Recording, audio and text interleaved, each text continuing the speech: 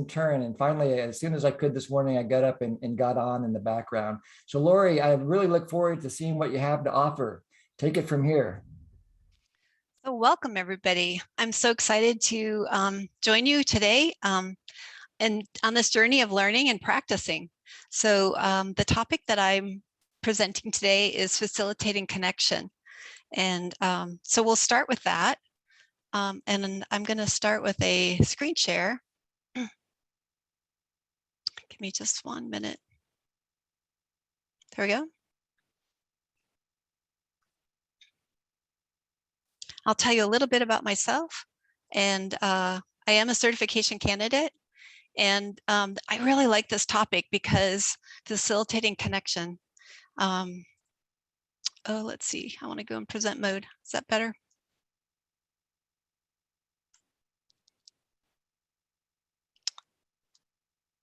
So I'm all about connection. One of my core needs is belonging and being in the window of welcome with others. And the pictures that I've chosen are all from my life of ways that I really value connection with my son, with my family. I have a group of friends that I met when I was 20, and we were all canoe guides in northern Minnesota. And we meet once a year for the last 12 years to go on this canoe trip through the Boundary Waters. So connection is really near and dear to my heart. And so my intention is that we'll practice some skills that facilitate connection, including zero step, self-empathy, empathy, and honest expression. And my hope is that by practicing these skills and integrating them, we'll make our life more wonderful as we have more connection with others. So thank you, Jim, for writing this book on the matrix skills and helping us learn skills that will really help us come into more connection and live this consciousness of NVC. So as you probably already have noticed, the skills are divided into 4 levels. So there's unskilled, where we don't have any knowledge of the skill and we're unconsciously incompetent. And then there's the awakening, where you're aware that there is a skill, but you're not consciously competent in doing it. And capable. Capable is when you're able to use the skill with effort. Maybe you have some support practices that help you bring it out and you become more competent. And then integrated is where you don't even have to think about it. You're just able to manage the skill with ease and flow, and it just becomes innate habit of yours. And I wanted to highlight that these skills are not necessarily in linear order, that if you are approached when you're stressed, you haven't had sleep, you haven't eaten, or it's a difficult conversation with someone that's near and dear to you, it might put you into unskilled for just that skill. So it's context specific, and you might find yourself bouncing between all 4 levels. And our goal is to practice the skills so they're more available to us when we need them. So now I'll look at the specific skill of facilitating connection. So in unskilled, we're looking at speaking at rather than with someone.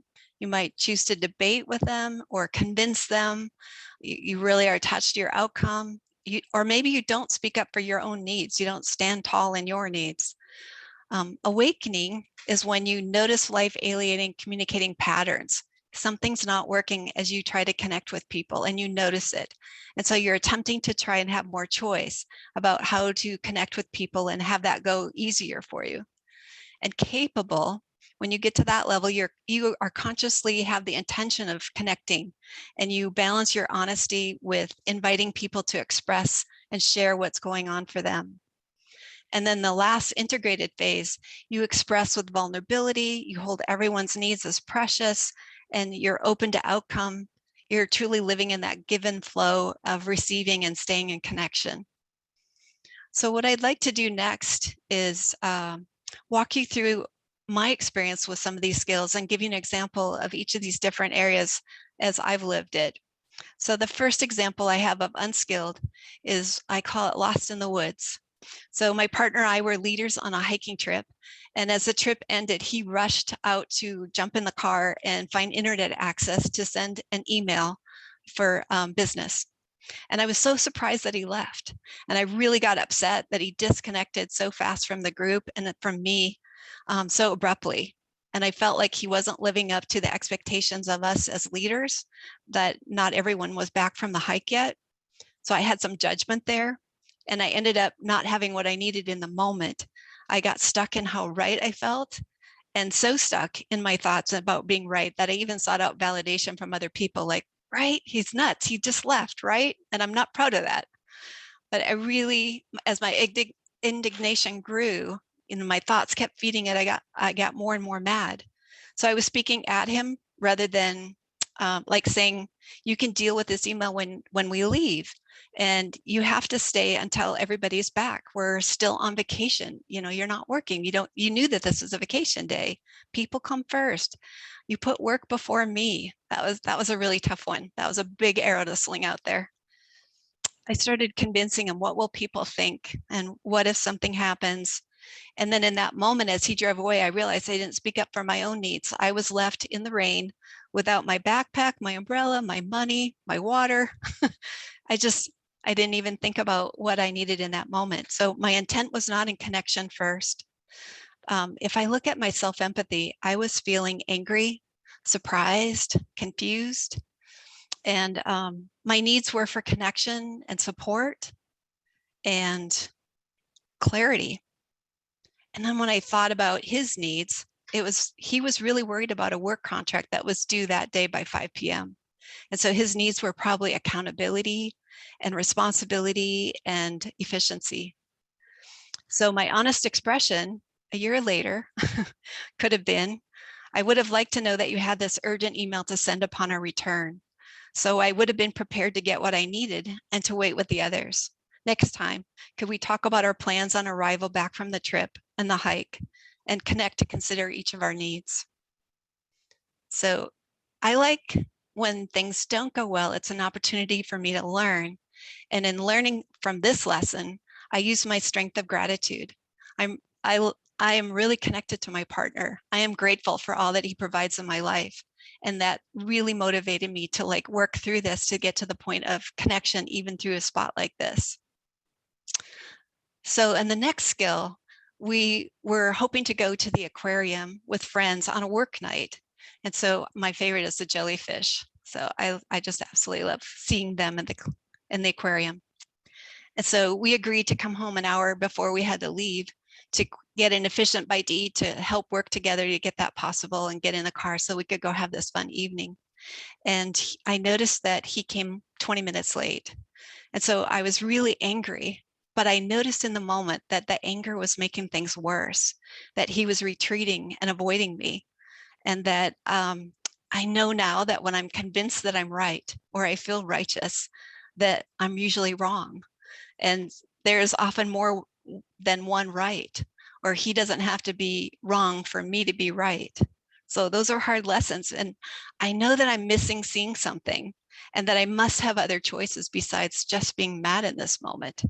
So I can feel that we're disconnected.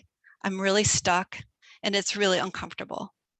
So my attention was, again, I got stuck on the fact that he broke our agreement and being right instead of connection. So when I leaned into self-empathy, I realized I was angry, I was overwhelmed and annoyed after a busy workday.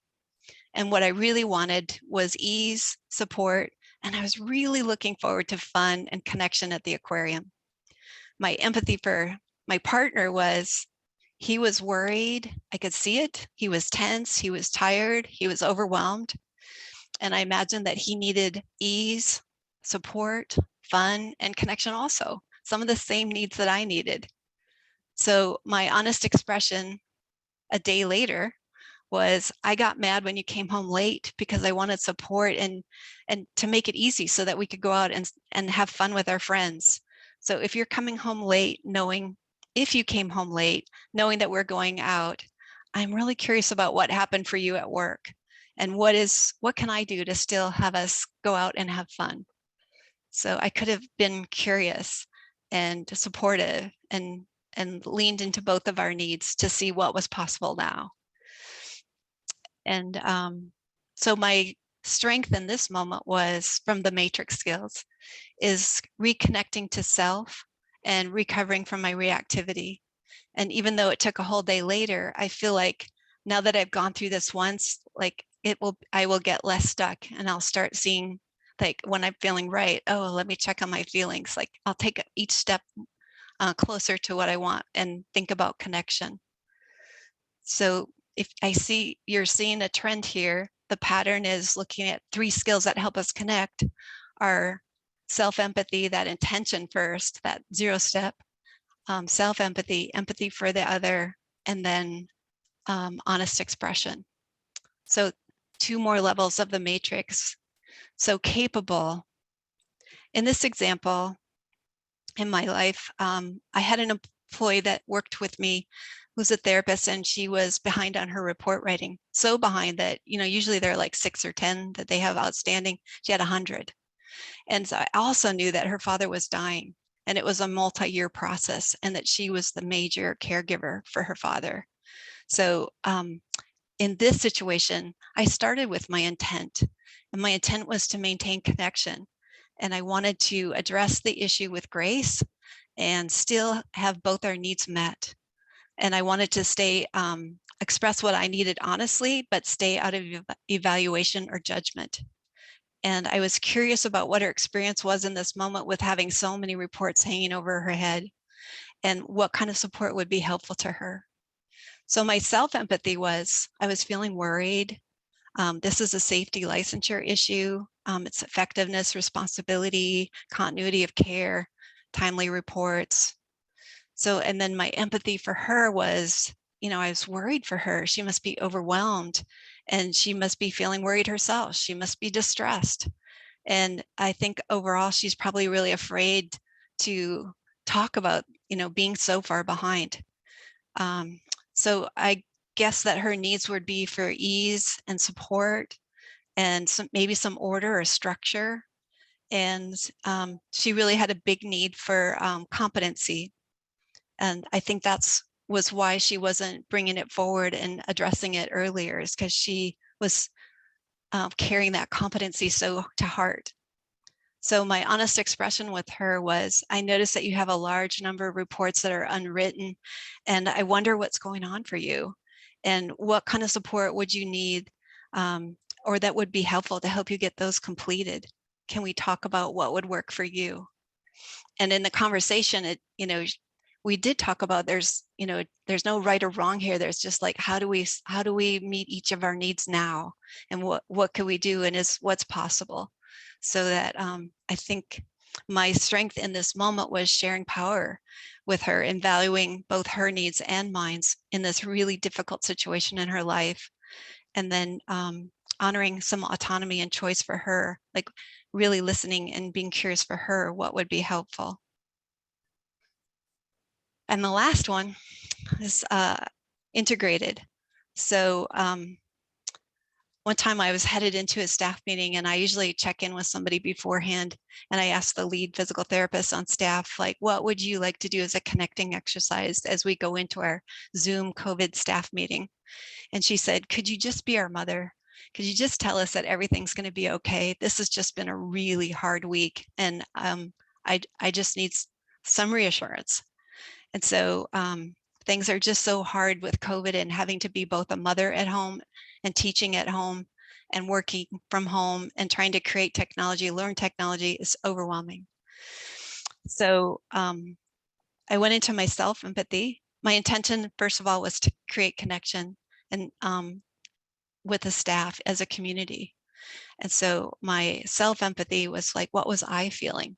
So I started the meeting and shared vulnerably how I was feeling overwhelmed with all the things that were changing day to day, and how confusing it was, and sometimes how hard it was to hang on to hope, because it just seemed like this was going on way beyond what I originally imagined with COVID.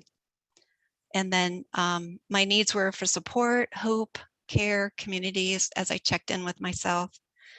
And my honest expression then in that moment with the staff is, I'm hearing how hard it is for everyone right now, and how weary we are. And I'm wondering if naming what is hard for each of us this week would be helpful. And then to get some resonance or empathy for your situation in our group. So I invited everybody to share as they wanted, whatever they wanted. And then as people shared, I would say something like, would you like some acknowledgement about how hard it is to be present as a parent and to work from home on Zoom, as a response to somebody? So my strength in this moment was empathy. So it was interesting that day. I was also being observed by people from a university who were looking at my leadership style. So I was like, well, here we go. So first, I just want to draw your attention to the picture. And have you ever been in a restaurant in your line and you've seen a little child like pull out their finger and just point? And if you meet their finger, it's like a connection. It's such a symbol of how we're born and wired to connect. So the next part's going to be active. And I would like to practice a 3-step dance to visualize dancing through a challenging personal situation. So the first activity, I want to use empathy in a dialogue to help us create connection. So the first step is you can either choose to write or think about a time when you were talking to somebody and it was difficult to connect with them. Something difficult or hard was happening in the relationship. So how do you feel right now thinking about that time? What sensations or emotions do you feel in your body? That's the first step. And then the second step is, what guesses do you have for your needs? What's your self-empathy? And then the third step is, what do you think that they needed in that moment? So I'm going to stop share.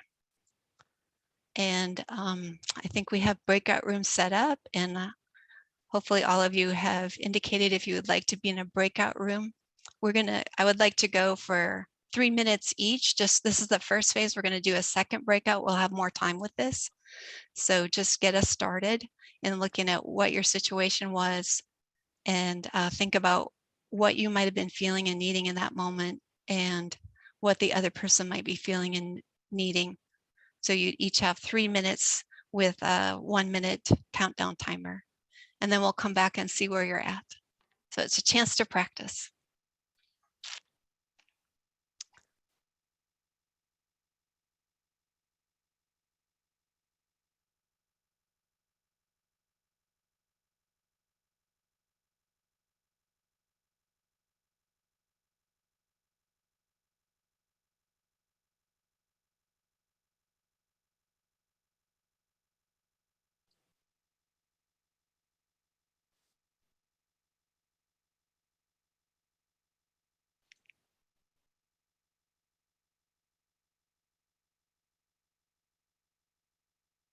I just want to check in with you, Tanya, and say thank you for being my Zoom tech. And you're muted. I imagine that you're. Let's see. So I need to put a few people in the Sure. I know you're busy.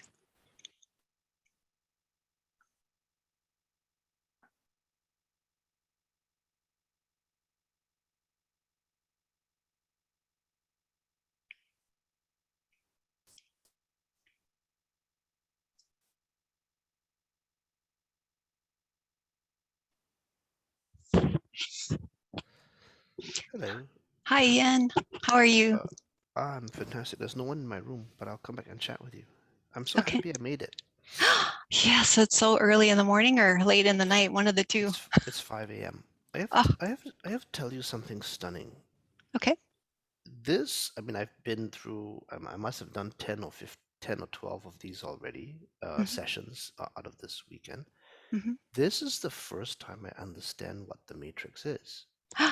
So everybody's been saying the same thing, and I've been getting very annoyed. I'm like, why is everybody saying the same unskilled, skilled, capable, integrate? I've heard this 10 times today, right? Why is everyone saying this? And I'm finally getting it. There's 28 different things, right? Oh, yes. So somehow or other, either because I've heard it 12 times, or because you've said it in a way that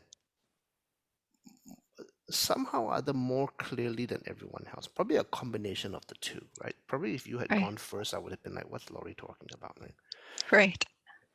But I'm finally starting to understand what this thing is. And it's, as far as I can tell, and let me see if I've got it right. It's some kind of measurement tool almost, right? It's like some standards to measure improvement over.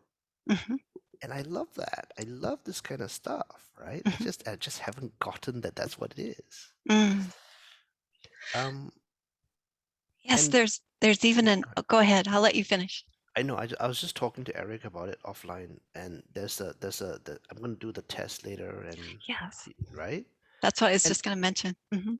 are these 28 things like 28 chapters of the book? Is that what that is? Well, the book talks about this is the book, and it just Yeah. talks about each skill and the 4 levels of it, and then Right. how the several different ways that you could use the matrix Yeah. and Okay. resources for it. Yeah. I Yes. forwarded it, so it's on the way, but it'll take a Okay. while to get here. Yeah. I'm excited. And Well, I'm yeah. super excited. Yeah. So and you can use it incident specific. Like if you recall to mind, say the hiking trip, I can just use that and use the matrix to see where was I and what were the other possibilities in that moment. Yeah. Um, or you can use it overall and just say, on all these 28 things, do I know this? Is it starting to, it's partly there, but it's an edge. I don't always pull it Yeah. together. Or is Yeah. it just, what is that? I'm not really sure I worked on that. I'm starting to see how far behind I am, Well, which is great, right? That's So, conscious incompetence, right? I think also it's like these are all skills that we have inside of us. Yes. So it's relearning a Yeah, lot of for it, sure. really. I think Jim would say that our essential selves and who we were, it's You know, just some of I've it's drummed out of us. I've been misdiagnosing things like if a child sticks a finger at me, Mm. I I would be offended, right? Oh, I would miss the connection, the invitation to connect, mm. right? I would be like, stop pointing your finger at me. That's rude, Oh, I you think know? I see it as them reaching out. And it's like, ooh, I'll meet you where you are. But you're Of right, course, a and different of view. course that's the way to see it, you know? And yeah, It's a new way. good to know. Yeah. Lori, I hate to interrupt, but I'm getting questions from all people all over the place in the breakout rooms about what the assignment is. And would you put it in the chat? Yes, I will. Okay. So, And I apologize to people that are not assigned. I'm not seeing a way to assign you to. I'm not seeing you being unassigned, so I don't know why you're still here.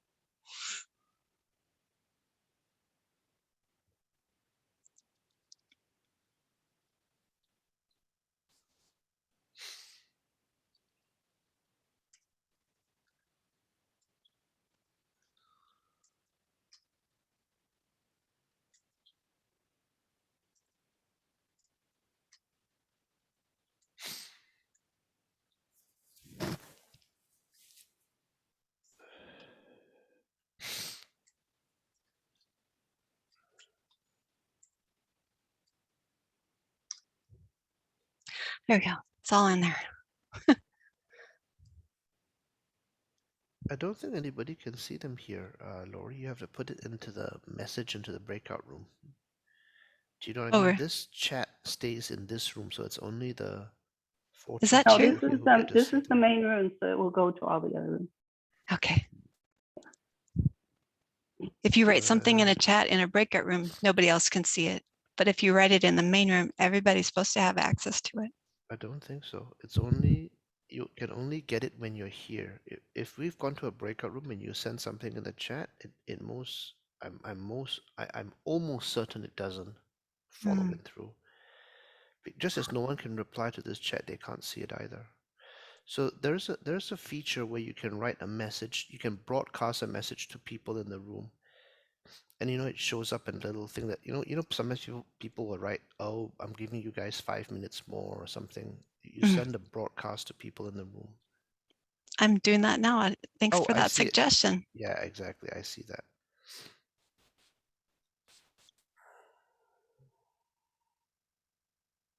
Might be disrupting, but yeah.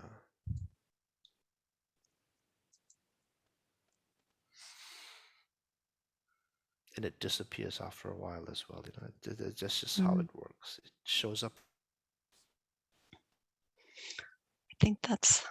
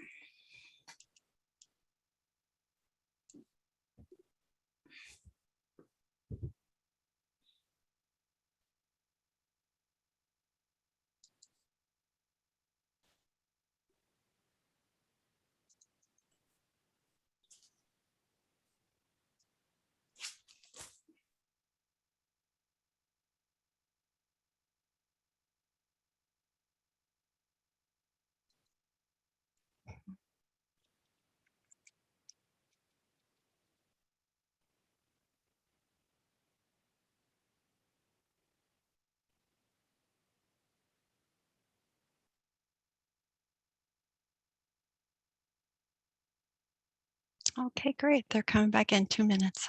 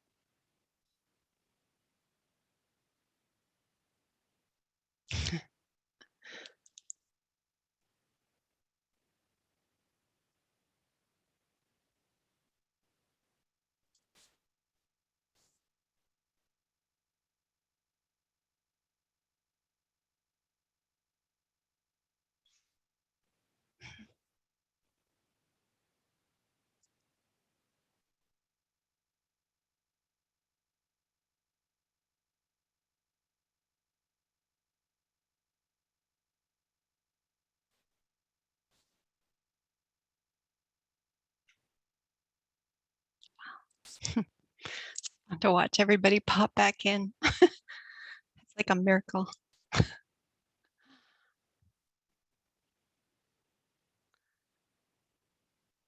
Well, welcome back, everybody. And how was that for you? Were you able to come up with a situation, and the task was to see how you were thinking about that now? What sensations do you feel in your body right now? And some self-empathy for you, and some empathy for the other person that you're with. I think we have time for one or two people to share maybe what came up for them in their group, or anything that surprised them, or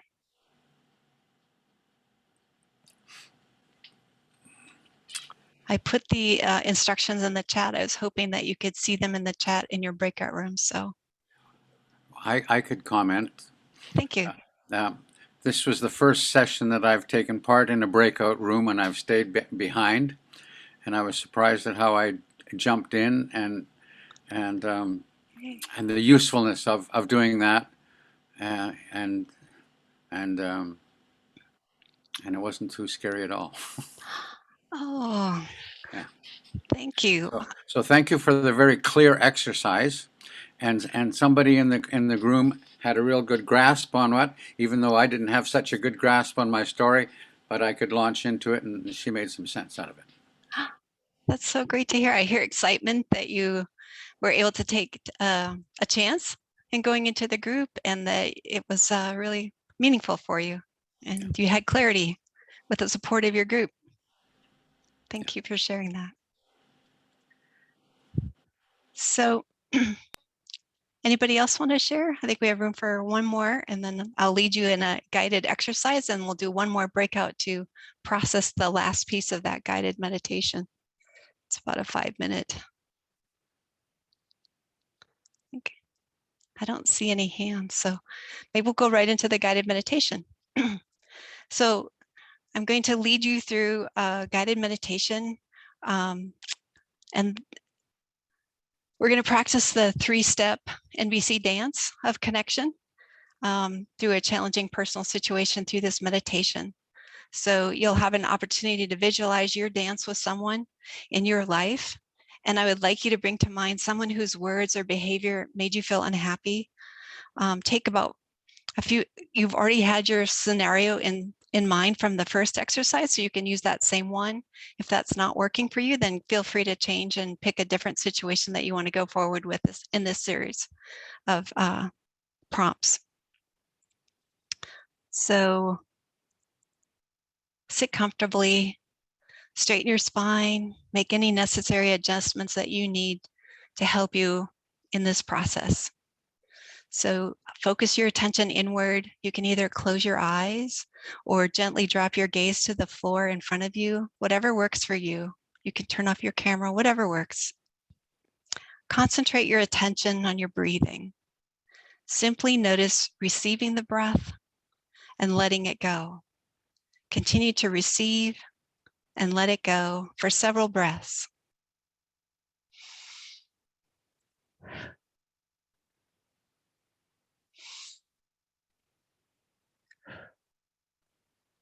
You might notice that there's relaxation occurring in your body.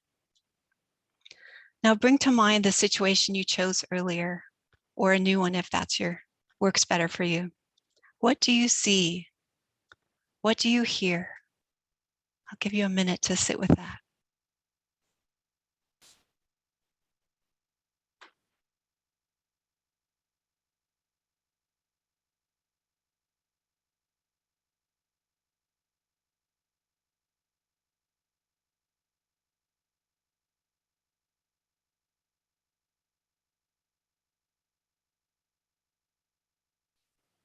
So now make a conscious intention to create a heart connection with the other person. This can be done inside your own heart without speaking to them.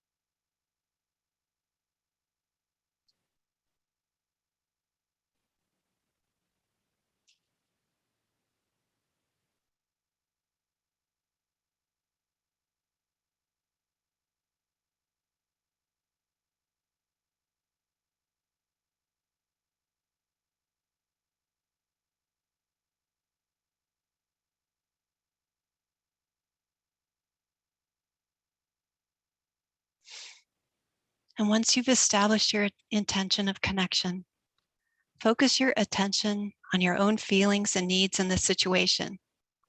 This is self-empathy. See if you can open to whatever feelings are present and to touch the needs behind them.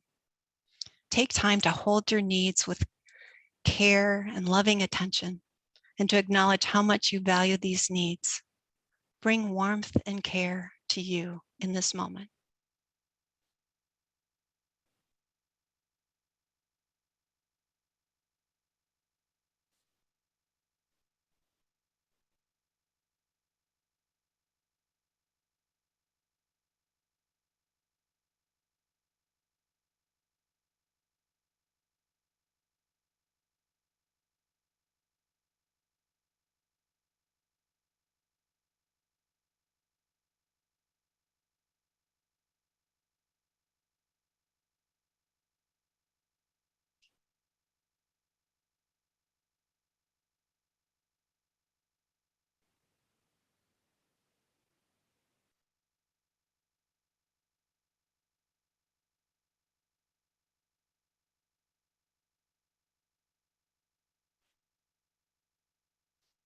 And without hurrying, and when you're ready, turn your attention to the other person and imagine what they might be feeling. What might they be needing? This is empathy. And when you think you have guessed their needs, hold these needs with equal care and acknowledge how much you value them. Hold them with warmth and care.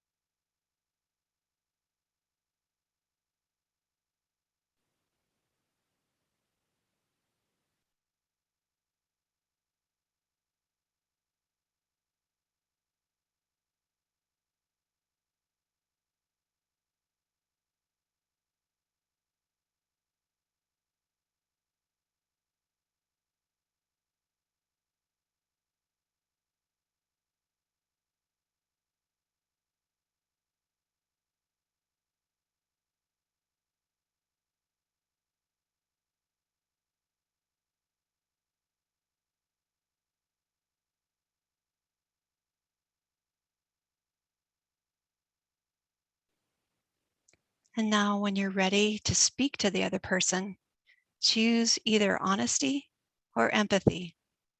Either honestly express what is going on in you or verbally empathize by guessing what might be going on in them.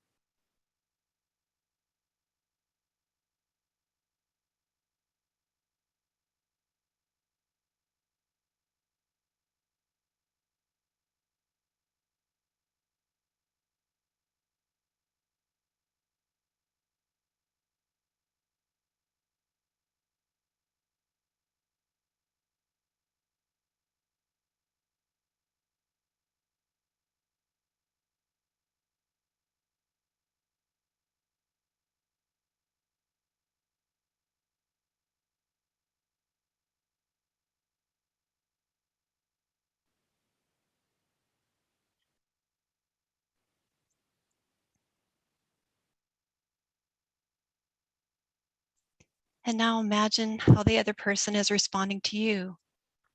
Continue the dialogue in your mind with them, switching among the 3 steps of honesty, empathy, and self-empathy as you see fit. Whatever serves connection. Remember when you get stuck to return to self-empathy and to connect with your own feelings and needs.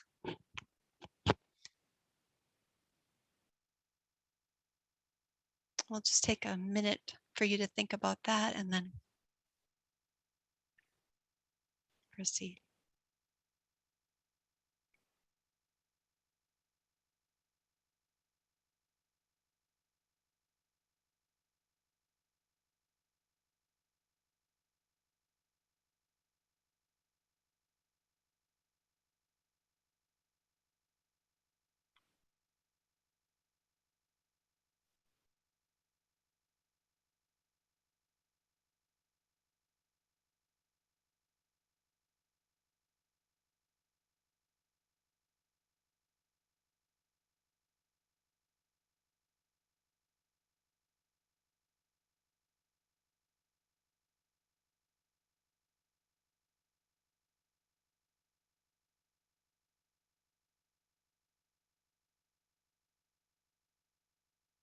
You just visualized engaging in an NVC dance with a person with whom you are experiencing difficulty. Notice if this has led to any changes in how you perceive the situation or the other person. You may want to jot down your thoughts to share later. And then when you're ready, please open your eyes, slowly return to the circle. Let's take a moment of stillness to look around us with an attitude of curiosity and wonder as to what others have experienced during this exercise. So just gaze at who's on the screen with you and hold curiosity and openness and warmth and wonder what has occurred for each person.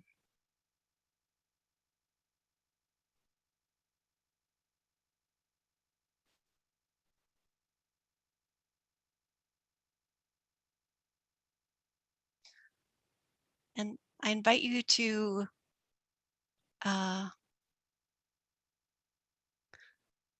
I see there's a request in the chat for a post to the registration link. I was wondering if either Tanya or Eric could meet that need in this moment. Thank you.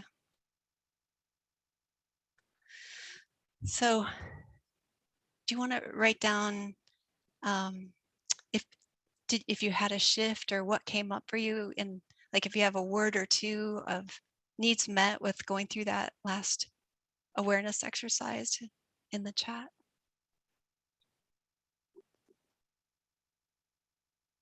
What was it like for you?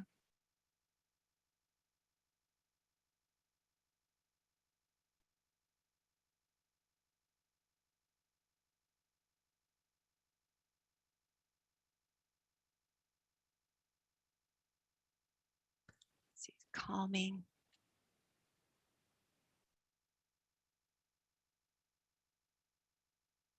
Hope.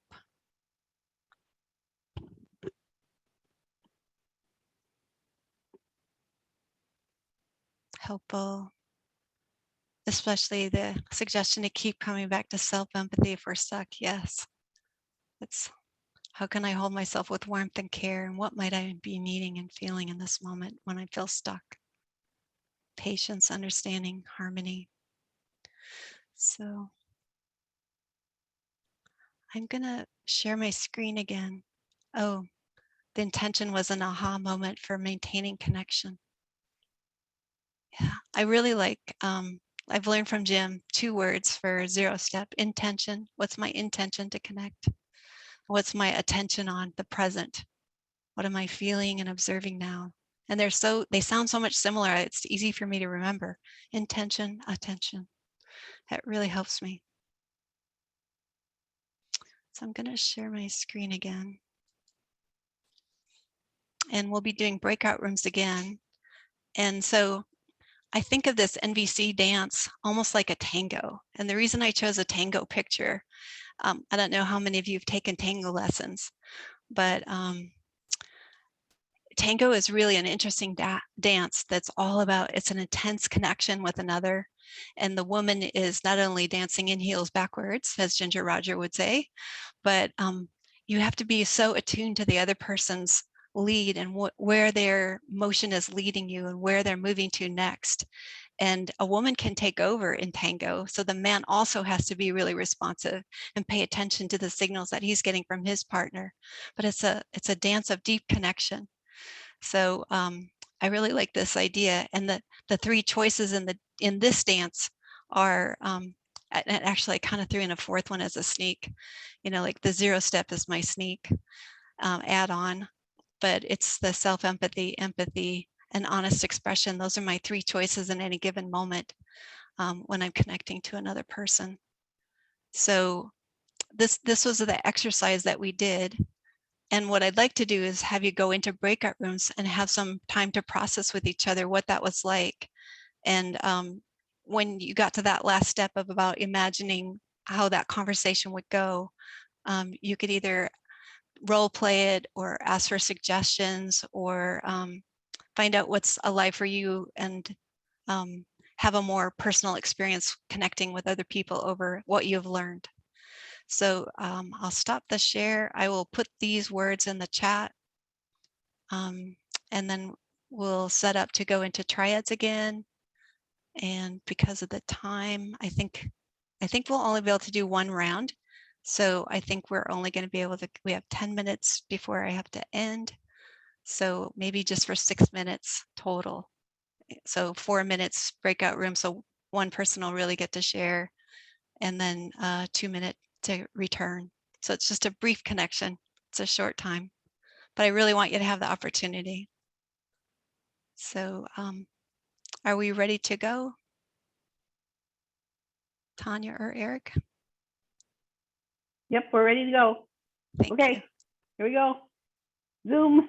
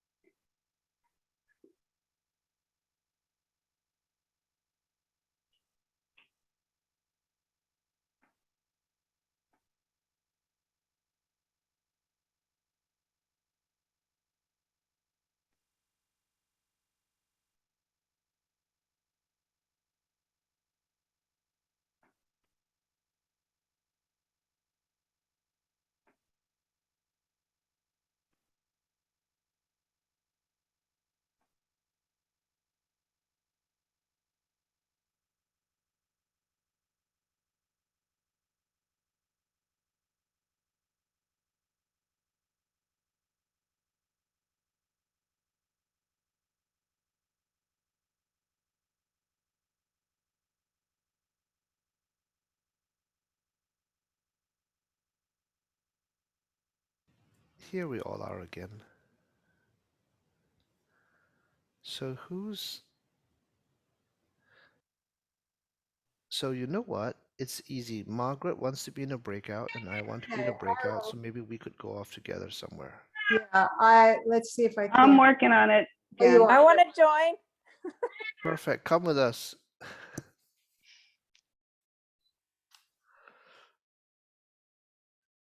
Lori, do you actually dance the tango, or is this just an analogy for you? You're on mute. Yes, I have danced tango. I really love the dance. I'm not good at it, but it's really, really fun to learn. I'll tell you something naughty that's happening in Singapore. Today, we're going to dance the tango. There's a little event going on. It's billed as a practice session, but it's a secret event. Oh, how fun. Yeah. Yeah.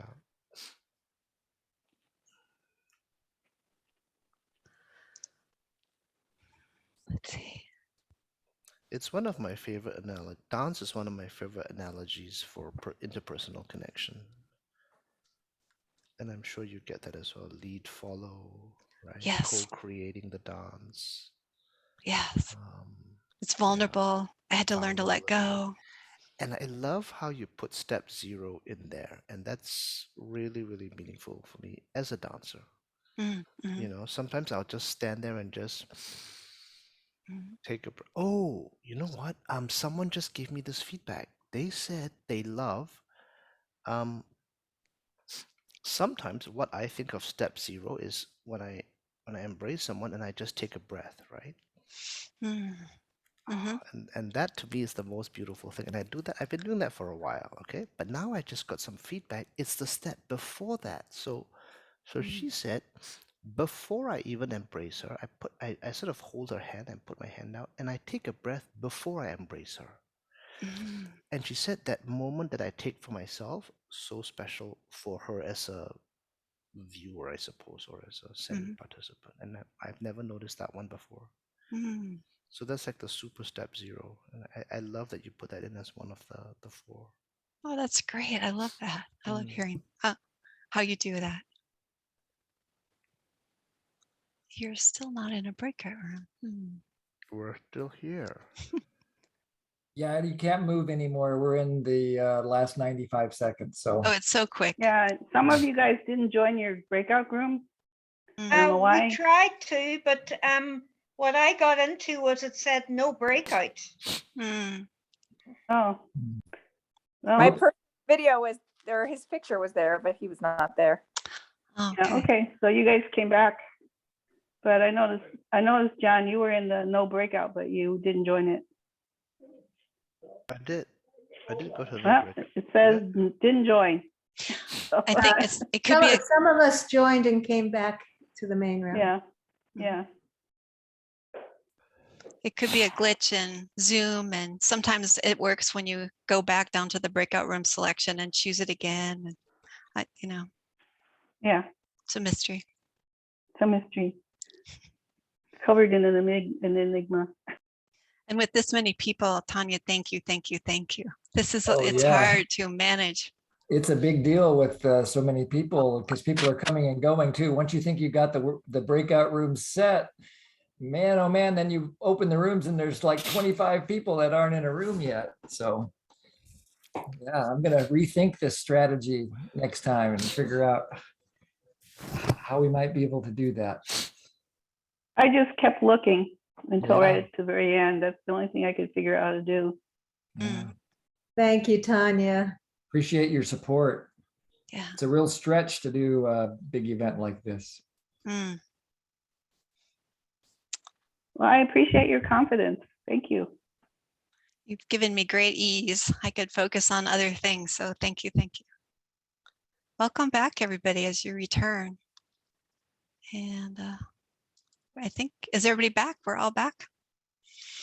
So I guess I would like to, first of all, just honor that our time was short, and maybe just one or two words from people on how was that connection, if you were able to get that in your group. Any aha moments or nuggets that you learned through this process?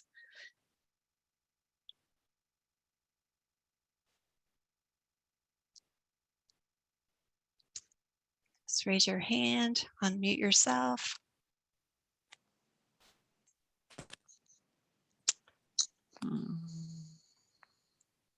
I see Bernadette. Yeah, am I muted? No, yeah. you're good.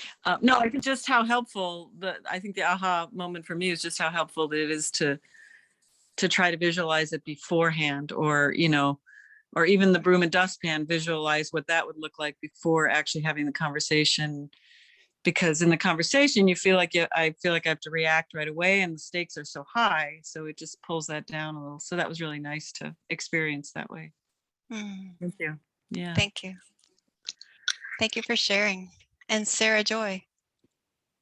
Yeah, thank you. I think it was an excellent exercise. I was moving a little bit slowly and would have liked a little more time to take in each part, but I was able to keep up. And what I'm taking away with me is that I was getting stuck in some of my feelings, and then having judgments about the other person that I wasn't able to get out of that loop, and just really working hard on a couple of layers of empathy towards the other person. And the dance helped in getting to that second and lower level. I didn't have to be real intimate with my dance partner, which I wasn't, but I did need to feel, the steps and the directions. So for me, it was, let's say, a nurse who is part of the system and may not be getting the resources or the support she needs to deal with a more complicated patient or situation. And I was just feeling a lot of resentment for not getting care and urgent appointments. And so I really feel I have a lot more empathy for her or for others who are in that place. And maybe that opens up my mind to more possibilities and strategies. So thank you. I'm hearing a shift. And a lot more open understanding. Thank you. Thank you. And Kevin, and I think that will be our last one, and we'll move to closing. Yeah, thanks, remarks. Lori. Yeah, so what I got from this was just like a slowing down of the process. I realized how often in my interactions that are like heated or there's a lot of intensity to it, there's this ricochet back and forth, like you're making it about you, this is about me. And then I'm afraid to make it about me, so now I make it about everybody else or, the other person. And then we also, it was three guys in my group, we had some really good discussion about how we aren't supposed to have needs, but how the empathy part of it is like, oh, that's a thing. Like, what are my needs? And I can think about what they are and maybe name those, and then maybe I can be honest about it. And just how, we kind of, we, at least, some people were in our cultures, we are taught to not have needs. And so then they're still there, but I'm not allowed to know them or put words to them. And so to be able to do that is just really helpful. So thanks for it's not the first time I heard of it. Thanks for putting that in there, that reminder that that's an important part of the process. I'm celebrating with you that's really fun. So at this point, we're at 5 minutes to the hour, or even 4 minutes. Jim, would you like to carry us to the end and do the closing thing for me? Yeah, well, thank you so much, Lori, for being our presenter, and I really enjoyed your session. I love the way that you tied in your own personal direct experience with each of those stages of development. And I also like how you pointed out that it's not necessarily a linear process. It's a context dependent, not only in terms of what's going on in the world, but what's going on in our inner world. So thank you for that clarity. And I'd say, since we have three whole minutes before we do the next session, that we actually take care of ourselves a little bit. So if you've been sitting in front of a computer like I have for many hours, I invite you just to stand up and do some stretching and take a 3-minute bio break, and we'll start sharply at the top of the hour. And Tanya, if you would put the links, oh, you already have done it. You're reading my mind. So if you haven't registered yet for the event, to make sure that you get copies of the recordings, please follow that link to register. If you've already registered, no need to do it again.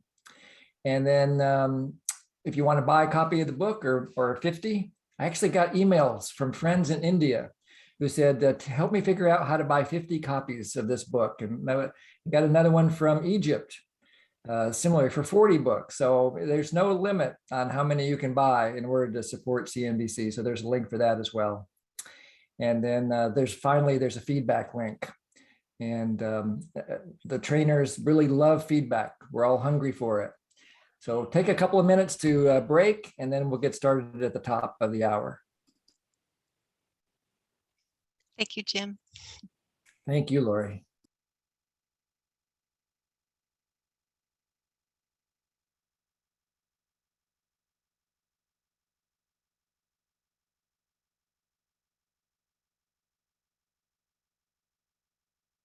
I learned a new stretch this morning that I was reading the paper before I came to the meeting, and I learned some guy, I don't know what his, whether it's reliable information or not, but I thought I would just try it. If you want to try it with me, he said, if you've been sitting for a while, it's a really good idea when you stand up to give yourself a hug, which always seems like a good idea. So I'm just going to stand up, and he said, give yourself a hug, and then just do just a gentle twist here, and then raise your arms slightly on the next round, and a little bit bigger on the next round. And then just go as far as you like. And then that helps to correct. I notice a difference. It brings my shoulders back, and it helps me to keep my spine more erect. So that's a great Zoom tip for me anyway. I hope it worked for you. And it's the top of the hour. I'm going to stay standing up for a minute. I get to be a lazy giraffe today. So I'm really glad that you're continuing to stay with us. Can't even quite keep track of how many hours we've been doing this now, but this is like a really fun marathon. And I'm so pleased to introduce my friend Susanna Warren, who's a certified trainer and assessor with the Center for Nonviolent Communication. And I met Susanna through our work together as assessors. And she actually was our last visitor here in Hawaii before the pandemic struck. And so we had this beautiful time to get to know each other. We had some incredibly deep conversations. And I think you're really going to enjoy learning from Susanna and finding out what she has to share with us. I know I'm looking forward to it. So Susanna, thank you so much for participating in the event. And I'm really glad you're here. You can take it from here. Hi, everybody. Can you hear me okay with my headphones on? Great. I'm going to get down and real today with the topic of patience. I have been working on this key diff all summer, and life has been so generous with material for my learning. So I have a quote I'd like to start with, and just a little centering, and then we'll get into this skill in the matrix on patience. Jim had offered me 3 or 4. I said, oh, I know the one I'm working on. It's just so fresh and alive for me. So I have this quote from Rumi. It says, patience is not sitting and waiting. It is foreseeing. It is looking at the thorn and seeing the rose, looking at the night and seeing the day. Lovers are patient and know that the moon needs time to become full. So if you're open to it, just a little grounding, you might find it comfortable to close your eyes or lower your gaze. I feel a comfort just after that stretch, like just in where I'm sitting, just wiggling my bum. Just noticing if my back is straight enough that it's not slouching, but I'm not working really hard to sit up straight. I'm doing a body scan right now, just noticing any tension. I love checking in with my shoulders. Sometimes I'll sort of tense them up and then just release. And then a couple of deep breaths. Tuning into the chest, the belly. I notice some little flutteries of butterflies just in anticipation, excitement.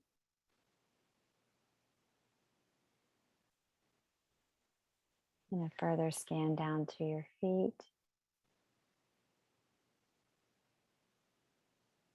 Just notice if your feet are on some grounding. It might be the floor of your home, but notice wherever they are. Just imagine them planted on a surface that's connecting with the earth.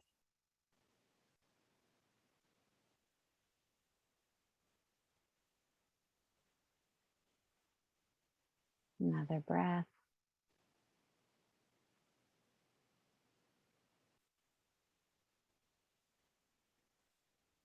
And I'd like you to bring to mind right now just a moment where, just recently, where you felt impatient, like you were rushing or hurrying.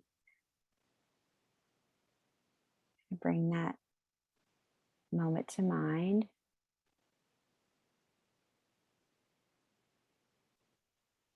And then just notice right now what you notice in your body. You could have some memories of how you felt in that moment when you were feeling impatient, kind of grasping at something, hurrying, wanting something to be other than it was.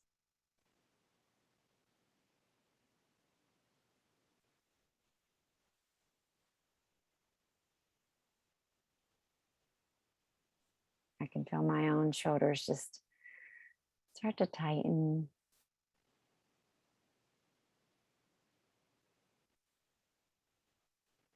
And then for another moment, remember a time either you or someone else was just incredibly patient with you. There's just spaciousness. Or maybe it was an afternoon, you had a couple errands, but you had like double the time to do them.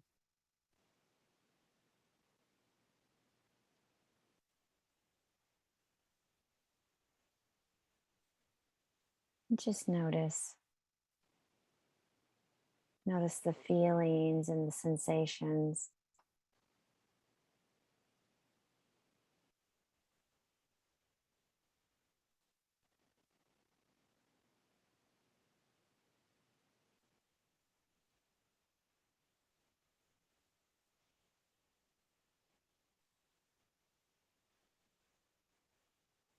A couple more deep breaths. And finally, just an intention for this, this time together. If it was the end of the class and you learned something more support around patience, what would that look like?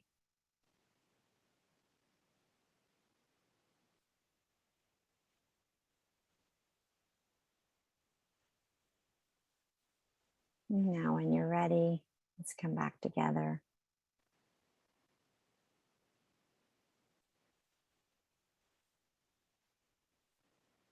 And here we are. Fluttering your eyes open gently, coming back to the room.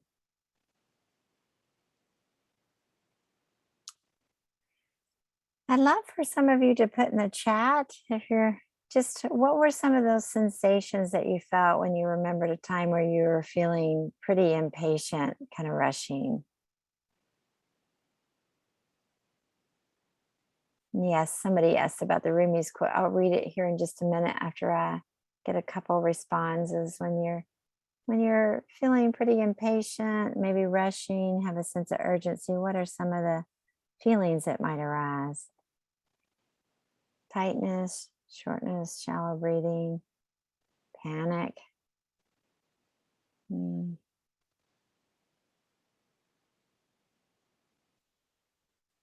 Anxiety.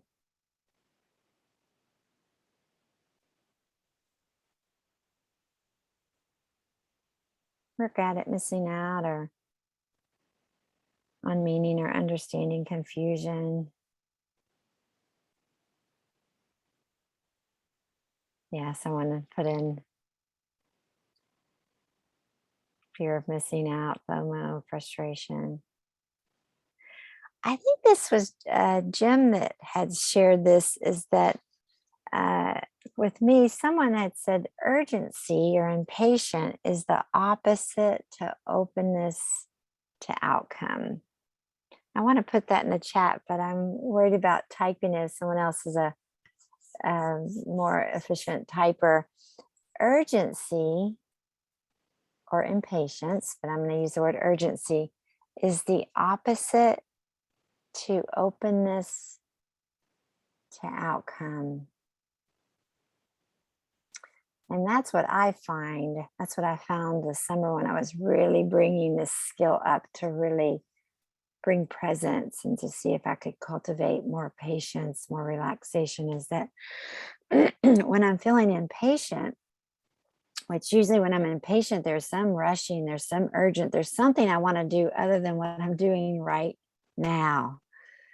I'm rarely here with you because I'm thinking I need to get over to there. And if you're standing in the way of that, there's even more. I might even be rushing to get over there. But if you're, a person that's either got an agreement or we're doing something or you're talking or, then there starts to really increase the tension, the frustration, the less likely to be here in the moment. And I chose this skill on the matrix this summer because it seemed to be in certain areas affecting all of the other ones, because this ability to be present and to have some spaciousness. So I want to have you put in the chat as well right now, remembering the last time you felt incredibly spacious or patient, or somebody had really gifted you with patience. What were those feelings? What were those sensations? If you'd like to put those in the chat. Or I wouldn't even mind having someone's voice if someone wanted to share what that was like. just for a sense of connection. Susanna, Yes. to me, spaciousness, present with spaciousness would lead to connection. Being feel that I am welcome to share and be present with this person. That presence being really, there's a spaciousness to share, kind of hear each other. And Suzanne from Egypt, I'd love to hear from you. And you're on mute. Hello, Susanna. Can you hear me? Yes. Great. As a matter of fact, my very recent experience with feeling that sort of vastness of patience was just today, after hearing all those amazing sessions about MVC, and then having to run some errands with my daughters. They're 5 years old and 2.5 years old. And I've always had this challenge of being patient with them. It's, but today, it's almost as if the world has slowed down. It's like everything was taking its time. I really listened to them, to my elder daughter, who's 5, complain about her younger sister. And I was patient. I actually listened to her complain, and I felt like we had all the time in the world. It was fine.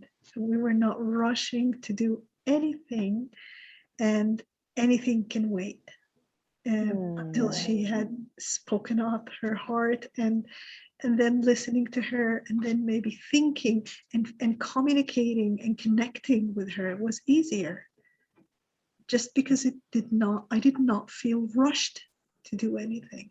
And that's how patience felt to me today. Like it was this slow motion. Things were taking its time. Yeah. And it felt right. It just felt right. And your body, was it just like a sense of wholeness, a sense of just resting, being present? Yes, I think the being present part, I felt that. I felt I was present in my body at the moment with them. In the car, even like driving, but I felt present, like I was actually with them in the car. I wasn't in my head, running ahead, thinking, oh, we're going to be late for this, we're going to be late for that. I was not in my head. I was in my body, in that car at that moment with them. Yeah. I was wanting you to know that when you were describing it, I could feel it through the screen. Like I was relaxing. I was feeling like, it like transmitted to me.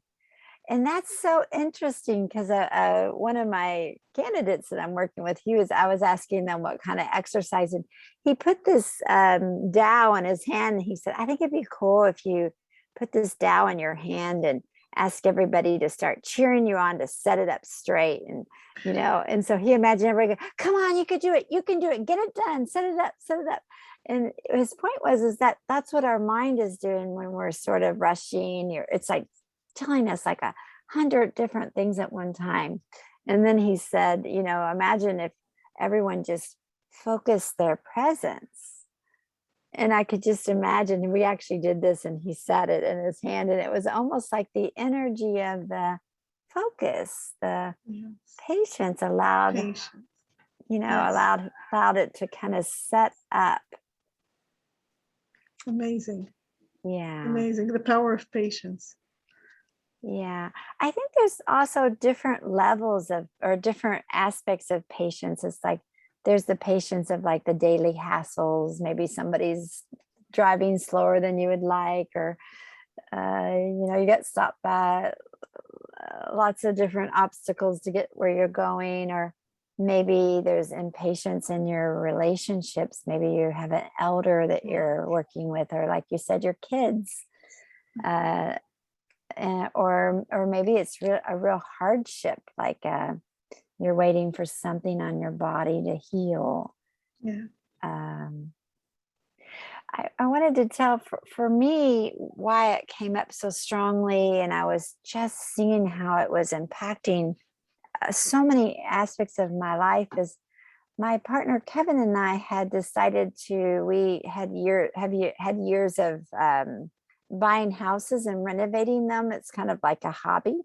And we had decided to put our money together to buy this house. And we had imagined how it would go and that it would take, I think, 6 months to a year. And it's been 3 years instead of 6 months to a year. And we'd imagined that we have everything done by someone else, and we would just kind of oversee. And we just had this beautiful, like, oh, this will be so fun together. And it's turned out with the pandemic and various things that we've done lots of the work ourselves. And I was noticing myself just what I had dreamed about, like, oh, this is going to be fun. We're going to do something together. We've created an easy schedule. And just, I feel embarrassed to say it's been like 2 years that I've just been like curmudgeoning through, like, like every time we do the work, or not every time, but lots of time we do the work, or the more time that goes by. And this summer, I put so much thought into how could I turn this around to enjoy what I'm doing. This is one of the most precious people in my life. It's something that we didn't have to do. We were doing for joy. And one of the things, the matrix, I don't know if people have been showing you a picture of the matrix, but I want you to think about, what is one area in your life, one scenario that you would like to have more patience in? And one of the things that Jim has taught me, I'm going to share my screen for a minute, is that you take the matrix. Again, I'm not sure if you've seen it. Oops, I got the whiteboard. I don't want the whiteboard. I can close it here. Oops, let's try it again. Here we go. So one is, I'll read, well, maybe I'll come back to this. One is, if you can see this on your screen, here's patient, which you can see in my cursor. What Jim suggests, and I've seen this really was helpful, is think of 2 strengths. So maybe patience is my edge right now. And of course, over time, you'll have different ones that have a bigger edge. Like this became a bigger edge because a particular scenario was happening in my life regularly. So say patience is my edge. And what the edge means is that I'm wanting to increase consciousness in that skill. Then if you can see the rest of most all of the other skills, what other 2 skills are strengths for you right now?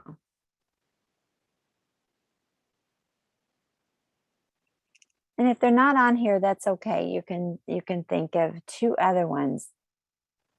So if you're thinking about your edge, you're wanting to strengthen your skill of patience, what are 2 skills? What are 2 strengths that you have to support you in doing that?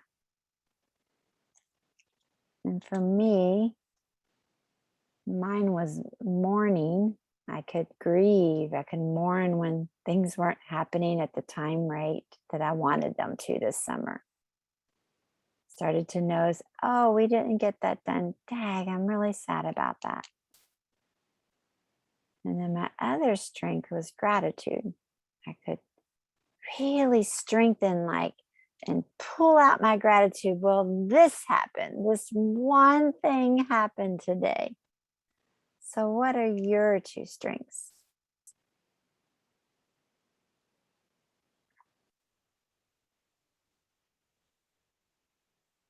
And there's a few more, but I thought the top ones would mainly work. Like presence, observing, feeling, self-acceptance, needs. And for some people might be on the call and they're not aware of these NVC skills, and that's okay. Just choose a couple strengths that you have. And what I like to do, I like to put us in breakout rooms. One, I want to make sure that I do have a support person. I haven't met Hi, that person. Susan. It's me, Tanya. Okay, Tanya. Yes. Okay, And great. I got them assigned. So how long do you want them to break out for? Well, and for 20 minutes, and I'd like to Okay. explain what we're going to do. Okay, great. And I want to demonstrate that as well, but yes, in pairs. Okay, so I'll write the steps as you go through them in the chat, and then people will have them. I'm so appreciative of you, Tanya. I just am doing a training that I don't have support, and so I'm really loving this. Okay. I'd love you to choose patience and think of a scenario where you want more patience. And then I want you to choose your 2 strengths. And with your partner, I'd like you to tell your partner the scenario. This is the area I want to have more patience in, is working on this house renovation with my partner. And then I'd like you to tell your partner what needs are not met for you when you don't have patience. That's the question. You can imagine, or you actually have experience like I have. We don't have connection. Usually there's not warmth. We're feeling pretty grumpy with each other, or I'm not enjoying what I'm doing. So some of those needs. And then this might sound a little complicated, but I can pull in my strength on the needs not met and think, oh, I could maybe do some mourning or grieving, like, just really giving myself some space of saying, wow, I really did want this to be different. It's not what I had imagined. And then with the scenario, I'd like you to imagine when you do have patience. And perhaps you can pull in that other strength. What needs are met with you? What needs are met for you when you imagine having more patience? And would one of those strengths help with that? Maybe like gratitude to maybe every day write down. I think that's the piece I want to come back with, like when your needs are met with that patience, I'd like to hear the needs that would be met. And then finally, some ways that you'll go about having that done. Like for me, I'll make a list every night, a couple things I'm grateful for.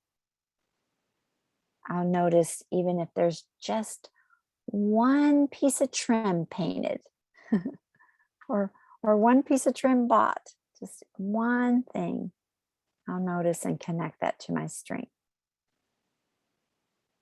Yeah.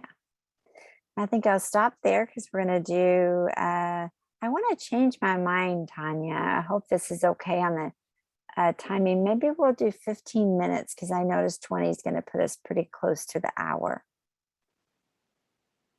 So did you want triads or dyads? I would like dyads for 7 minutes each. That'd be 14 minutes.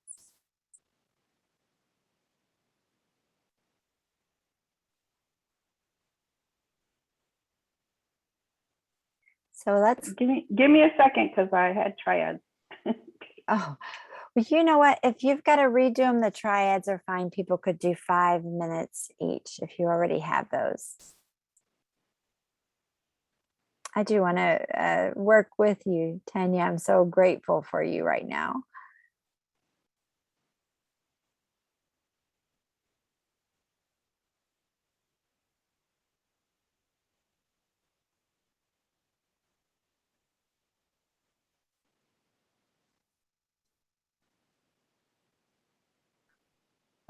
Okay, give me 1 second. I'll have it. Okay. And while she's doing that, I'll go over it again. It's not as important to get the steps to think, oh, I've got to get every step that Susanna said. It's more important to think about patience. When it's not happening in this scenario, how are you feeling and the needs that are present? The needs that you might be mourning, right, that aren't present, I want to say. And then when you do imagine having it, what needs would be met? And any ideas that come up for your ways you might step closer towards that. That's what I'm looking for. That's what my request is. Okay, I'm ready. Okay. I'll see you back in 15 minutes.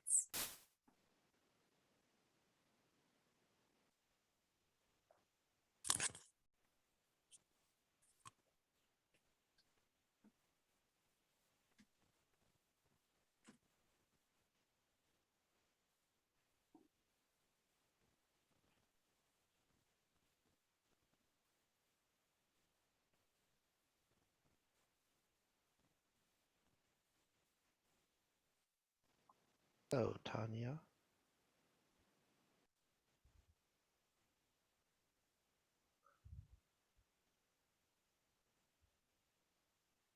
I'd love to be sent to a breakout room if that's available, please. Hit the little, you want to go to a breakout room? Yeah, I don't see the little thing at the bottom for me. You don't see a little thing at the bottom. Okay, let me see if I can get you somewhere.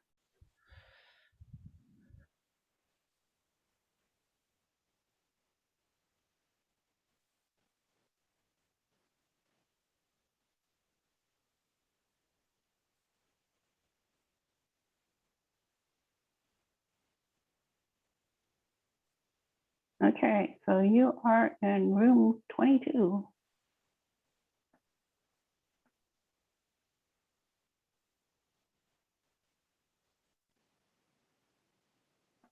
And Tanya, are the ones that are still in here with us, are they people who don't want to do breakouts?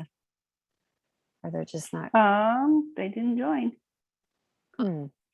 Could I go into a group just to observe? I don't particularly want to do any work at the moment. Okay.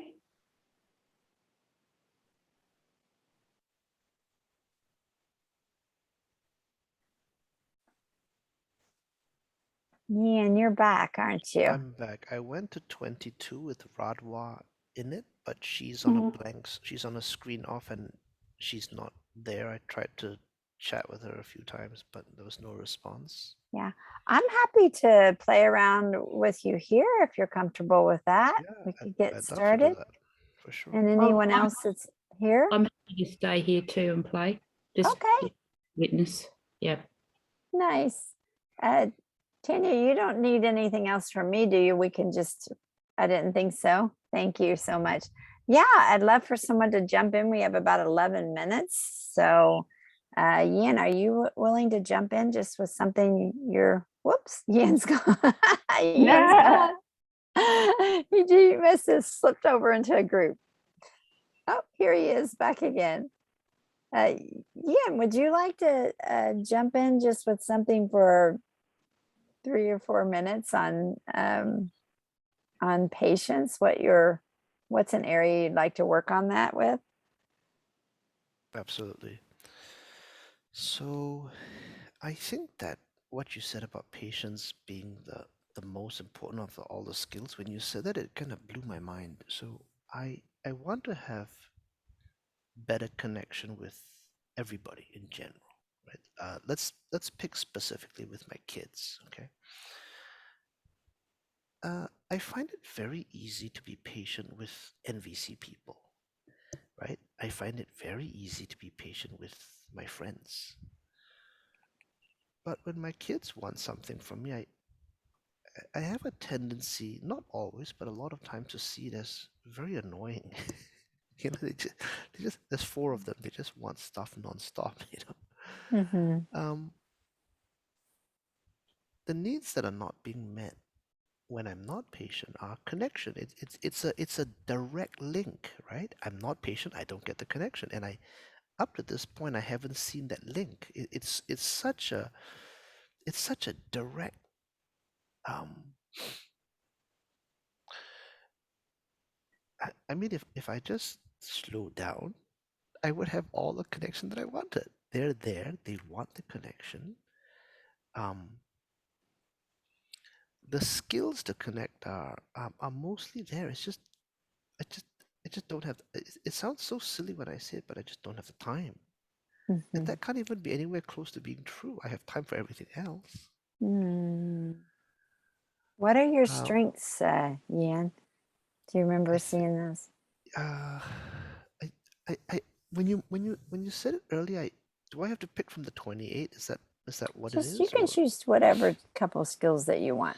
so I think I don't know if this is a strength, but ambition I think is a strength. So when I want something, I'm gonna work to get it. And if the thing that I want is connection or patience, I will do all the exercises it takes to get that. Mm-hmm. And I think another strength that I have, I don't know if these are NVC strengths, but another strength I have is the same as is the same one. It's focus, right? When I want something, I focus all of my energies on it, to the detriment of a few other things. I'll drop a few other balls, and that's okay. You know, Mm. And what needs do you imagine would be met if you? I'm adding something just on a little pieces that focus and ambition sometimes may have an outcome, a certain outcome, and sometimes patience has an outcome, but it's more like relaxing into what is. So how you can can see. we hold those two seemingly contradictory things together, right? Having an outcome and almost not having an outcome. But actually, one of the ambitions and outcomes is to not have an outcome, or to have some Right? spaciousness, some Yeah, patience. yeah. And this is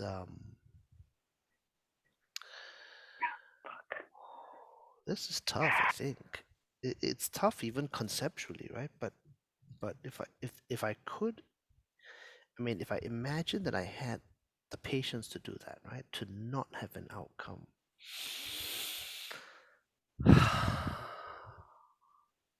It will be wonderful. It's not just wonderful for me, it's wonderful for the other person as well. Hmm. It's not like, all right, come here, let me solve your problem for you, right? Let's get this thing down. What do you need? You need connection, let me give you connection. It sounds so stupid when I say it. Mm-hmm. Mm-hmm. And just to be maybe just to be ambitious enough to have to believe that it's possible to not have an ambition, Mm-hmm. you know? That would be stunning. Mm-hmm. And what would one or two ways, if anything, comes to you that you might practice when you notice your body maybe tensing up? The thought goes through, oh, here's your opportunity. What could you do? By the way, I love the way you said that life has given you so many opportunities to practice. I Material. love that. Material, so many material, so much material to practice. I love that.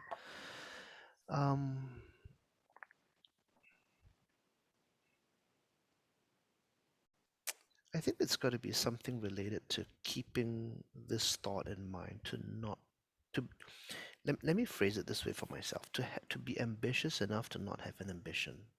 Hmm. I think that would be that kind of works for me, right? Because Mm-hmm. just to say to have no goal in mind or to have no outcome in mind, that Mm-hmm. doesn't really work for me. It doesn't work for my personality, right? Mm-hmm. But if I sort of like twist them together, then that Mm-hmm. that becomes very it becomes solid for me, I think. Mm-hmm. Hmm. And maybe even, do you mind if I add something to just catching what you're saying is like, on one hand, not to have such a solid outcome or Mhm. goal or ambitious, and I'm wondering if like even choosing something like a bite-sized piece, okay, when I come home from work, I'm going to give myself 30 minutes or a certain amount of time where I could just working at just relaxing into that, or whatever one little step might be, and see how that feels. So I think keeping it kind of like a really big global thing versus just like a bite-sized piece to try it on. So the bite-sized thing would be very easily to leave my phone and my notebook in the basement in my office and enjoy the time with the kids with no goal in mind. I think that would be the bite. Yeah. Yeah, and if you tightened it a little bit, how long would you do that? And like, would it be like right after dinner for an hour? Like, just maybe put some parameters around it to give it a try. I would do a 5-minute walk with each kid one-on-one. So that's 20 minutes. That's 4 of them, and we just literally go for one round around the house. That's 5 minutes. And if I did that 20 minutes a day, that every day, that would be stunning. Yes. That would break this routine. We just go out, we pick some flowers. I mean, it's just and it has to be one-on-one. I think that's easier because when there's 3 or 4 of them, they're just running all over each other. Mm-hmm. And it should be daily, I think. Yeah, daily. And if you had if the daily was like the goal, if you said, okay, at a minimum, say Monday, Wednesday, and Friday, the daily is my ultimate joy. What needs would be met for you? Sorry, ask me the question again. I'm just having you just like imagine if that happened in a week, Okay. even just hearing your voice, like that would be stunning. I could tell my ambitious, like if I took 365 days times 5 minutes, oh my gosh, I would have, 1,500 quality minutes with each one of my kids, I love how you do the math so fast. That it would absolutely be stunning. I mean, it would be transformational for them, and I think for me, it would be stunning. Nice. So sweet. Yeah, we just have a couple minutes. Do you mind if I just check in with anyone else that's on here just to see if they want to sort of respond to what they've heard, if it's been inspiring, or is that okay? Much, Susanna. Yeah, I'm really complete, so thank you so much for that. You're welcome. Yes, I'd love to hear from you, Margaret. Your body language and facial expressions has been really, really enjoyable. I really enjoyed listening to the interaction with Jan, and I hope you're open, Jan, if I mention a strength I feel you have. Please. The awareness to see that some things you're doing, like you're not so conditioned that you're not aware that you are disconnecting from your kids. And to me, that's a real strength. So congratulations on that. And I really like your strategy. Like 5 minutes doesn't sound like a lot, but 5 minutes of uninterrupted time with each child is life-changing for both of you, and connecting. And you may end up wanting to make it longer as you connect and develop relationships. And I am also learning. So thank you, Susanna, for bringing it up, that patience is almost the 0 step for this. Because if I'm impatient to get to another part in the conversation or what's happening, then I'm not present. I'm not being empathetic. I'm not really in touch with the other person, like connected, all of those. So yeah, thank you very much. Yes, you're welcome. I also heard that oftentimes was in this category that women naturally are pretty good multitaskers. And it's something about having your attention multiple places and having a destination to get there that just, creates that not being in the moment. So I really, my mind has been really blown away by this skill and strength this summer, because I've been at this for years, and yet I've just noticed that this is like a core piece that I really want to cultivate. I might say that again when everyone comes back. Yeah, I just love the strategy and like being creative with that strategy. Like my patience was just being there and listening with my partner, and we live in 2 different cities, and sometimes his structure of his day, like when he goes to sleep, when he wakes up, is different from what I do at home in my normal routine. So and sometimes I'm sort of like I'm wanting to get on to the next thing that I want to do, and it's like, oh, now we have to listen to this again. And it's and he has this habit of like naturally we want to connect when we want to connect. And so my impatience has been sometimes about he wants to share a lot at the end of the day, and I'm absolutely just so tired, and trying to sort of work out some sort of routine. And it's because we work, we don't work normal hours. It's sort of hard to make a put some structure around that, where it's like, okay, this half an hour when we first wake up or whatever is so it's about looking at, I guess, really getting in touch with what we want, and then, or what I want to do with him, and then looking at how can I be creative with that, that strategy, but yeah, the sense of spaciousness and the sense of not having anywhere to go or no demands on my time, like that sort of lifestyle sounds wonderful to me, whether I'm just like today's beautiful day here in Australia and just sitting out in the sun. It's like I could just sit out here in the sun for half an hour and just soak up the sun. I don't want to be thinking about anything or reading anything or doing anything like that. Nice. Nice. And thank you, Medea. Thank you. I'm going to pull some of what you shared with the whole group. I think everyone's back now. I welcome you back. These last bit of time we have together, I'd love to capture sort of what we can do to bring more awareness to places that we want to have more patience. One person we were working, and we sort of really laid out like, well, what would I do differently, and what would I put in place? What would be, really concrete pieces I would put in place, and have like a minimum, and then, not like, I'm going to do it, I'm going to be patient all the time, like really narrow it down to little doable bite-sized pieces. So I'd like to just share some things that I came up with before, but I also, maybe before I share these, how about you put in the chat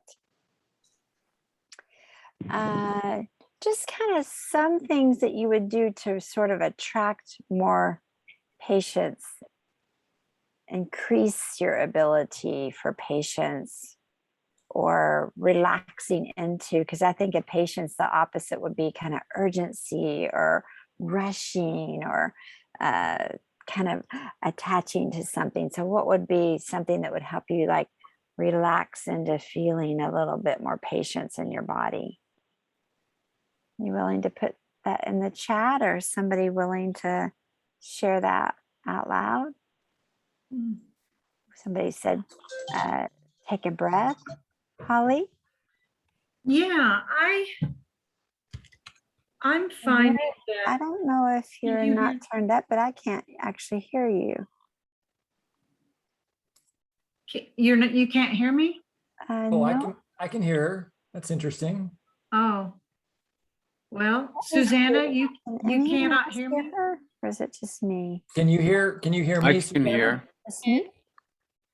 Can you hear me, Susanna? Oh, yes, it was just me. Thank you, Lori, for pointing to me. Yes, I can hear you now, Holly. Could you repeat that?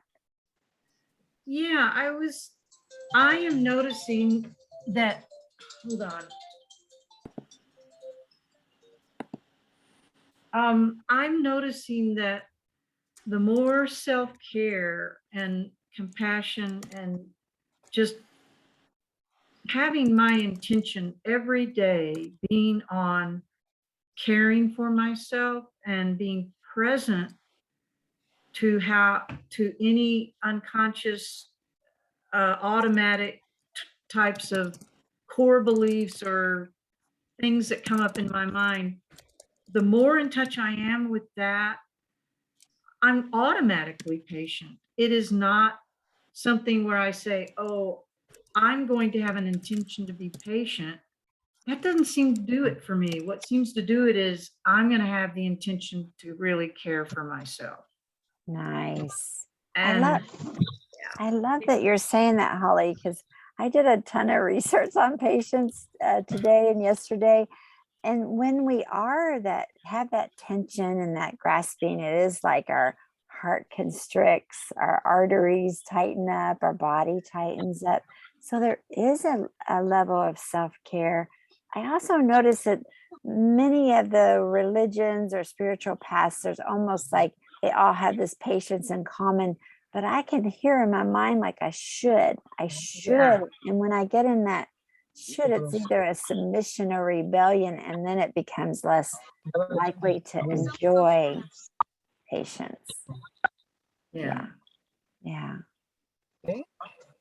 Anybody else? I hear a couple people off of that aren't on mute. It's a little. There we go.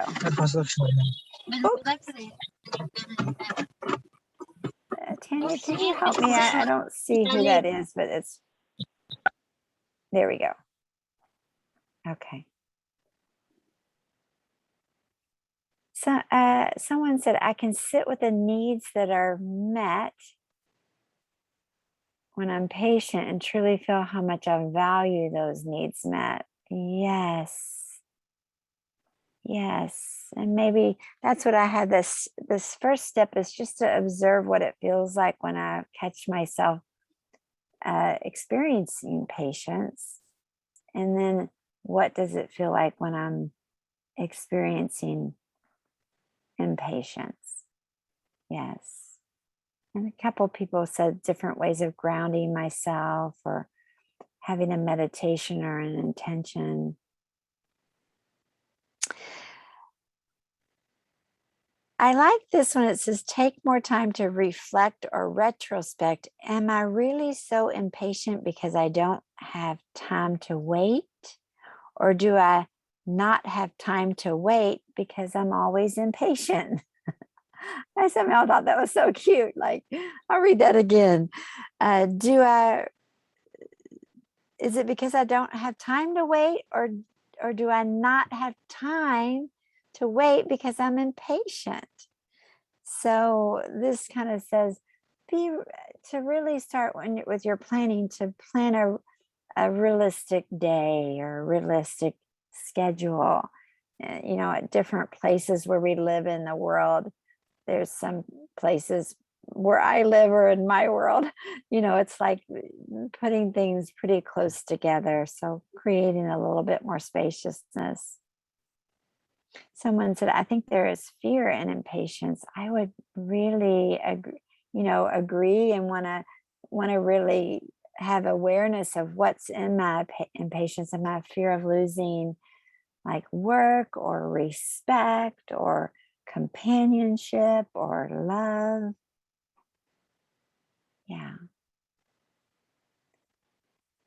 Anyone else? There's a hand up from a telephone number, 615. That's me. This is Beth. Hi, Beth. Hi, Susanna. For me, there's a lot of self-awareness in that impatience is almost works like pain. If I'm feeling impatient, there's tension in my body. A lot of times I'm blaming somebody. There's a sense of right and wrong. And I realize discomfort. I'm not comfortable with being in this place. And it's, so if I'm aware, if I'm paying attention to what I'm experiencing, then I realize this is not where I want to be. And in this state of impatience and usually blame. And so in the exercise, the strengths that helped me were empathy and self-responsibility. So this other person having empathy for how they were showing up, what they were doing, understanding why they were doing what they were doing, and then having the self-responsibility to realize I have choice here. I don't have to sit here and twiddle my thumbs while I'm waiting for them. There are other things I can be doing with my time, and feeling spaciousness and joy for her as she's doing what she needs to do to attend her needs, and I'm free to do what I want to do. So there's lots of different ways to kind of, you don't need to sit there and twiddle your thumbs. You can do some other things. Or I seen one idea was to actually get in the longest line once in a while and just practice patience. When I read that, I was like, oh, where I live, it's like shortest line, shortest, freeway lane. And yet I was really thinking about that why am I programmed like that? Is it possible that I could use that as a rest break, like to take some breaths and just travel or stand in a line and just take some deep breaths? Because I was thinking about how would I cultivate a deeper sense of patience if I'm not purposely putting myself in places where I would practice a little bit more. I loved a couple people I was talking with, and we were talking about, I just want to name this, people that are the closest to us, our children, our spouses, our parents. Like, we have lots of energetic pieces that go along with these beloved people that we love so much, and yet our buttons start to get tightened up around when we're with each other. And sometimes with transparency, or also just creating really bite-sized pieces. Like, could we sit down and talk for 5 minutes each? I notice 20 minutes I'm gonna lose really my heartfelt connection, but yet I want you to really hear how much I love you, how much I want to hear from you. So could we limit it so that I can just really be present? So something, some pieces like that. And maybe my partner says, 5 minutes, I'm barely gonna even get started. And so maybe we'll stretch that I'm stretching 10 from his 30. I'm not sure, like just finding something that could work for both of us. Yeah. And then there was another thing, just again, about really the planning things with someone or business or whatever you're doing. They say, like a contractor, I'm thinking about houses, like they say, give yourself 20 to 40% more time for things.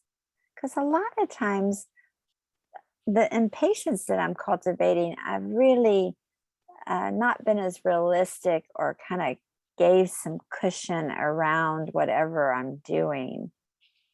Because I don't know about you, when I thought about the times when I have this sense of spaciousness and patience, it's like I'm just enjoying life more. It's like the beauty of my needs seem like they're spreading out all around me. So I think we have about 1 or 2 minutes, but I see Jennifer and Sterling. I'd love to hear a takeaway as we complete this session.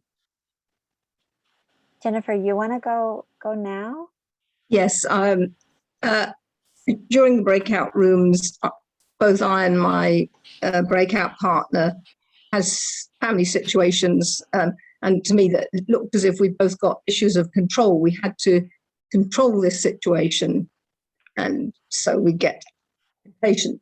And I was thinking underneath about what my needs were, and I couldn't think of them except to control. And then I got to safety. And listening to the other people talking here, I realized, of course, there's fear involved. And then when you said about taking more time, I realized even that didn't solve the problem for me, because I would allow more time, but I'd still be frightened about something that wouldn't get done before that extra time that I'd taken. So underneath it all, fear and safety were actually driving a whole spiral of impatience. And where to get at that is probably at the morning when I wake up, rather than before the events I'm supposed to attend. I'm really touched, Jennifer. I'd just like to see a show of hands about who can relate to, like, underneath some impatience. Like, there's really a deep rooted kind of fear and some worry. Yeah.